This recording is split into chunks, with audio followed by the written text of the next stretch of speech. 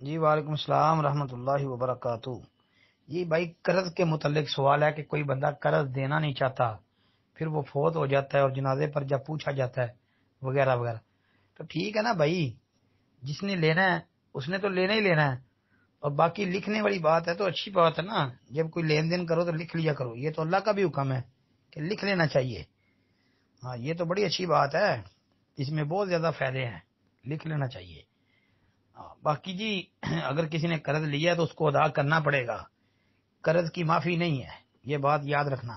رسول کریم صلی اللہ علیہ وآلہ وسلم نے شہید کا مقام و مرتبہ بہت زیادہ بیان فرمایا ہے، بہت زیادہ بیان فرمایا، تاکہ ایک حدیث میں آتا ہے کہ نبی علیہ الصلوۃ والسلام نے فرمایا کہ جب کوئی بندہ اللہ کے رستے میں شہید کر دیا جاتا ہے تو اس کے خون کا قطرہ زمین پر بعد میں گرتا ہے، اللہ سارے گناہ معاف کر دیتے ہیں الا الدین، سوائے قرض کے، یعنی قرض کی اس کو بھی معافی نہیں ہے، تو اس لیے قرض ادا کرنا چاہیے، یہ معاف نہیں ہوگا۔